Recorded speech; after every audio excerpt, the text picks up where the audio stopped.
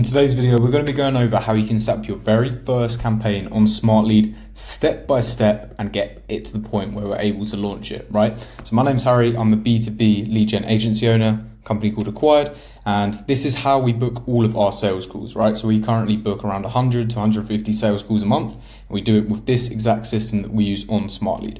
So let's get straight into it, let's not waste any time.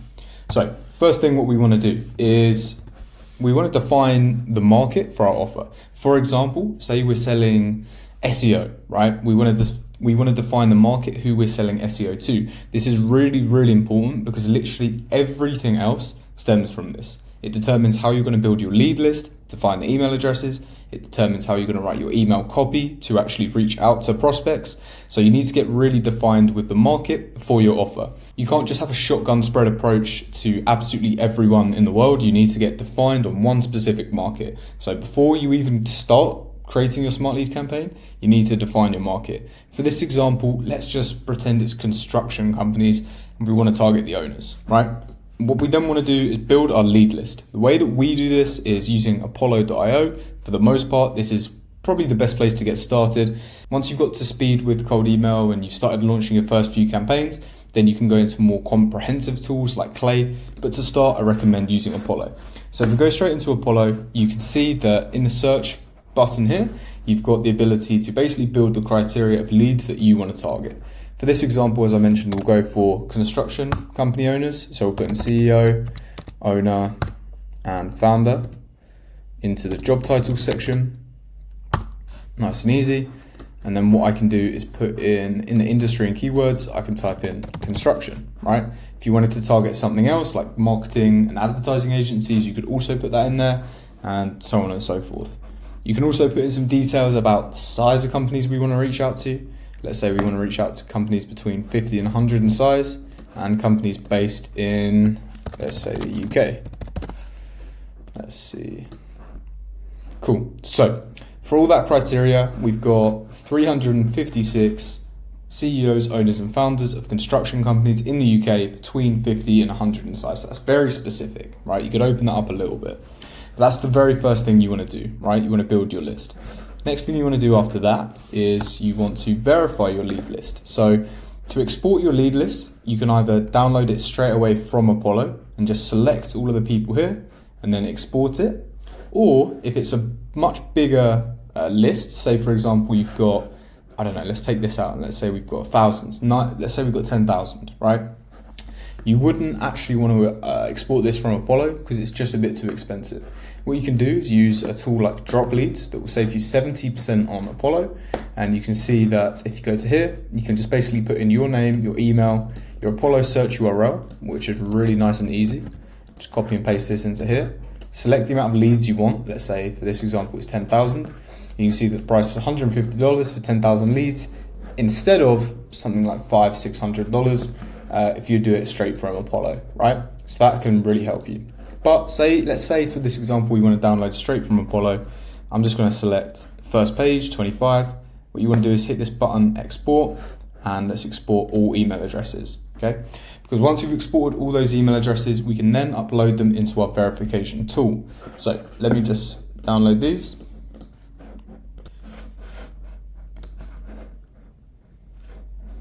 So on the left-hand side, you can see there's a section called imports and exports. Go to CSV exports, boom, hit this download button, and your lead list will download. Just taking a second here, and great, we've got it. Right, now what we want to do is go to a platform called Million Verifier. So this is where we verify our email addresses. So step one was building our list, which we done on Apollo. So I'll just put Apollo here so we can keep track. Then verifying our lead list will be using Million Verifier. And this is exactly how we do it. I'll show you. So Million Verifier, what we want to do is literally just upload the file that you just exported from Apollo. Or if you get your data from dropleads.io, then you will also just upload that list. You can see that we've got 500 credits here in this new account we just created. So you should get 500 free credits and it's in progress, right? It says it's got 15 minutes here left. So let's wait and see what it does. In the meantime, we can get on to the next step. So as we're verifying our lead list, then So once we've verified our lead list, then we want to actually upload this into SmartLead itself. So before we just upload it into SmartLead, we'll need to create a campaign. So whilst that's just verifying, oh, it's already verified, great. So we can download this and let's go for the good emails only. Boom, you can see we've got 21, so about 84% of the emails we downloaded were good. This is great because it shows as well, if you were just to put in those 25 emails we exported straight from Apollo, you'd get a few bounces, the bounce rate will be pretty high and it can affect your campaigns and make your emails land in spam. So downloaded that, downloaded the good emails. Now we can go ahead and create our campaign within SmartLead itself. So to do that, all you want to do is go to email campaign here and click create campaign. First step, of course, is to upload our leads. So if we just click on this here, we can upload the file that we just verified, and we can check these 4 things here. So do we want to import our leads even if they're on a global block list? No. So a global block list is, for example, maybe your current clients, people you don't want to reach out to, so we don't want to overwrite this. Import leads even if they're in an unsubscribed list? No, we don't want to do that. If someone's unsubscribed, we want to keep them unsubscribed. Import leads even if they bounced across the entire user database. I think by default this is turned on, so we leave that as it is, and ignore the leads that are in another campaign. Yes, we want to do that. So just click save and we can map the fields now. So these fields are all basically like the columns we had in the spreadsheet. So we've also got one for first name, last name, title would be a custom field, company, we don't need to put that in because we've got a company name for emails, email address, boom, we need to do that. And then the rest, I'm not really too interested in. I'm not really going to use it in my outreach. If you are, say for example, you want to use the company city in your outreach, then maybe you can map this as location and I'll show you what that looks like, okay? So remove this, just make sure they all make sense. But as an absolute minimum, what you need to have in your campaign is the first name and the email address. Like that's the bare minimum. I would recommend including a lot more, so you can personalize your emails a little better. And this is really important when it comes to using different lead sources like Clay and things like that. But for now, let's keep it nice and simple, as this may be your first campaign. So let's go to next. We can see we've got those 21 leads. Awesome. Now let's skip and proceed because we've already verified them. And that's it. They're uploaded into SmartLead. So now we can go to the next step. So the next step will be to write your copy. So this is where it comes down to actually creating your offer and putting it out to the world. So I've got another video on this channel on SmartLead of how you should write your email copy. So go ahead and watch that one if you haven't already. This will really help you. But just to give you a brief overview, here's what it would look like. Let's say we want to do, hey, first name. So we put in double curly brackets to pull in the variable. I noticed you were running a construction company in maybe location. Hey, first name, I noticed you were running a construction company in Texas, for example. And you could say, we recently helped another construction company, make sure I can spell this, another construction company reduce their overheads by 37%. By using, and then you could say, I don't know, something around different supply, by using different suppliers, right? Or we could, okay, let's cut this bit out again. You could say, so we recently helped another construction company reduce the overheads by 37% through our unique vendor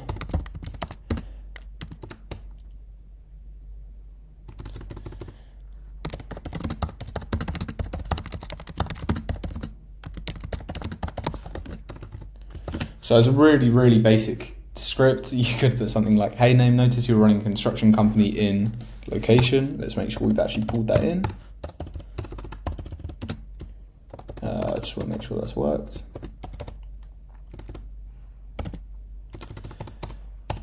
So as a really, really basic script, you could write something like, hey, first name, we notice you're running a construction company in location. We recently helped another construction company reduce their overheads by 37%. Would you be interested in seeing how? And maybe we can put PS line, PS, this also increased their PS, this also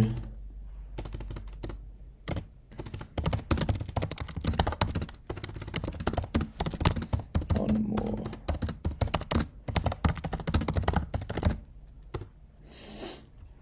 You could add a PS line like this. You could also add a PS line, like for example, PS, this also allowed them to take on more projects without, and then you could use a specific pain point or terminology of that market. I don't know the construction market at all, so I'm not gonna pretend I do, but it could be this allowed them to take on more projects without having to comply to XYZ regulation or go over. This could be, for example, we allowed them to take on more projects without, this could be, for example, we allowed them to take on more projects. This could be, for example, we allowed them to take on more projects whilst also complying with XYZ regulation that every construction company owner would know, right? So ultimately, you just want to write your copy. You want to make it understandable for the client and also a great offer, okay? So let's just put something like this. And then we want to put our subject line in. So it could be, let's just put first name, reduced costs, for example, right? You wouldn't really want to put cost in here just because it's probably going to trigger spam. So it could just be first name, question mark, and let's put that in there, right? So that's written our copy. Awesome.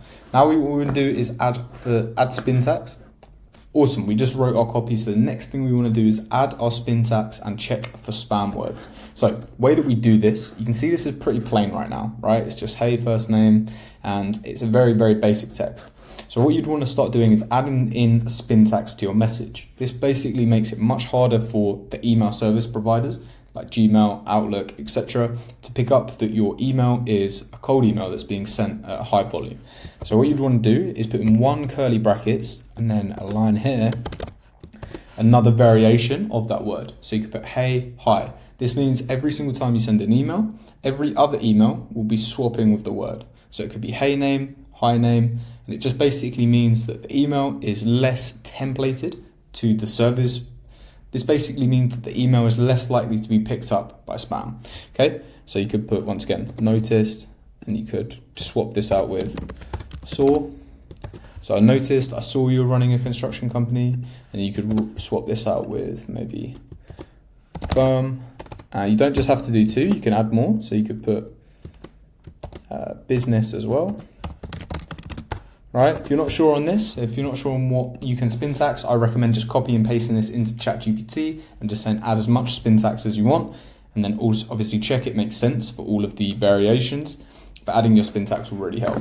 Another thing you can do is go to a platform called mailmeteor.com/spam checker, and you can upload your email in here, and this will tell you how likely it is that to go to spam. So this one looks okay. The only thing that it says it can potentially pick up on is the 37%. So let's just see if you were able to reduce that. So if you're able to remove that, then it looks like it's a great email. But personally, I would still want to keep that in there just because it's a tangible number.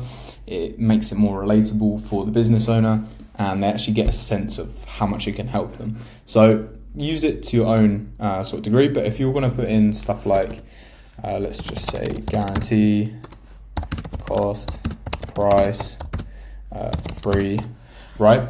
So you got to watch out for words like this. So guarantee looks okay, but cost, price, free, it can be picked up by the spam filters. So you just want to run it by this tool once to make sure it looks all good before you get your campaign live, right? So once you've added in your Spintax, you've checked for spam, you've got your copy, maybe you've added a follow-up as well. Let's say you want to change that to 2 days. Hey, first name, did you see my email, right? Then we can go on to the next step. So we've got our copy, got our follow-ups, everything like that. Then the next step would be to change your campaign settings. So as we go, let's click save and next. Then it gets us to the setup section. So this is where we can actually select the email accounts we want to send from. So you'd need to obviously upload these into Smartlead if you haven't already, and then pick the email accounts that you want to send from. I recommend just setting up Gmail or Outlook accounts to send from, as these will be sort of the most robust over the long term. What you then want to do is go into schedule and set the working hours of your campaign. Say, for example, you're targeting US, you may want to put EST time zone, which is New York. Say you're targeting California, then you might want to put that, right? Or it'd be called Los Angeles here.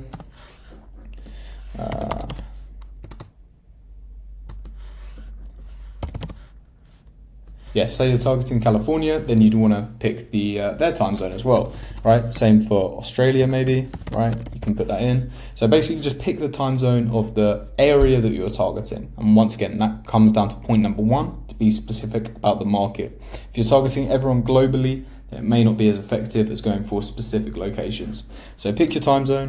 For this example, I'm just going to put in New York. So we've got EST. Set the working hours. I usually leave this as default. I change this to 5, maybe 9 to 5, and then maybe click on Saturdays if you want to send Saturdays as well. Select your campaign start date. Let's say I want to start it tomorrow, and select a number of new leads to be reached every day per campaign. This depends how many email accounts you have attached to this campaign, but let's say I want to go really high volume, then I can just set this number to 10,000. I won't need to worry about it. It basically means that the email accounts will hit their limit first, rather than hitting my campaign limit, right? So if I only have this as 100, and I've got 100 email accounts ready to go, then my campaign is going to be very much limited, only to sending 100 emails a day, rather than the actual limit of all the email accounts. So I just, to be safe, set this to 10,000 so I don't have to worry about it. Then you can go to modify your settings, and what I recommend is not to track your opens, not to track your links, and to optimize for email deliverability, right? So force plain text as a content type. Great, so everything's now sending in plain text, no HTML, no links, no pixels, anything like that, okay? And everything else from there is good. So I'm just gonna save the general settings. So this is optimized for deliverability now. So once I've done that, check your campaign settings, then you can do the final review of your campaign. So this is the last section within Smartlead. We've got all of our leads uploaded, we've written our copy, everything like that. So this is how it will read. Hey Jeremy, I noticed you're running a construction company in Bedford. We helped another construction company reduce the overheads by 37%. Would you be interested by seeing how? Right? Say, for example, let's find one where it doesn't pull in the location. I think it's doing a pretty good job for all of them. But you might find one where it doesn't. Here we go. Perfect. So to avoid this, you would basically want to make sure that when you've exported your leads from Apollo or Drop Leads, you'd want to go through the list in Google Sheets or in a spreadsheet. Just make sure you haven't got any empty spaces. If you do, then you're going to pick them up on final review, and you can literally just, let's say we remove this. I notice you're running a construction company, and click save. That means it's going to be saved and sent as this, as opposed to the automatic variable that's being pulled in, right? But most of these look good. And that's great. And you can see that the Spintax is swapping out. So we've got hey, hi, right? And then firm, business, stuff like that. So it's gonna be harder for the spam filters to pick up on this. The last thing you need to do once you've uploaded your leads, checked your copy, set up your campaign, and done your final review of your leads is to launch your campaign, right? That's pretty much it from A to Z. Very, very simple. The way to do that is just, well, obviously I'd need to select my email accounts. If I've done that, let's just quickly do this. Let's just select one of these. Boom. And then schedule campaign, and it will start going live from that scheduled date, okay? From there, obviously I can check the data. I can see on a daily basis how many leads I've contacted, how many replies I'm getting, how many positive replies, and I can manage everything from my master inbox. So Smartlead makes that really, really easy. But effectively getting your very first campaign live, or one of your first ones, all you need to do is set up. So to get your very first campaign live and set up your campaigns, all you need to do is define your market for your offer, aka who you want to target, build your lead list using Apollo, verify your lead list using Million Verifier, upload your leads into Smartlead, then you go ahead and write your copy, add your Spintax, check for spam to make sure it's all good for sending, change your campaign settings to make sure you're not sending any links, sending anything heavy, it's all plain text, and then you can do a final review, make sure it all makes sense, make sure it all flows, you haven't got any missing variables. As soon as you've done all of that, boom, you can press launch, and just like that, you can start generating leads for your agency, for your software, for for your coaching, whatever it might be. So that's it from A to Z, how to set up your Smart Lead campaign. Make sure to hit the subscribe button for more content coming from Smart Lead and watch my other videos if you haven't already. Bye-bye.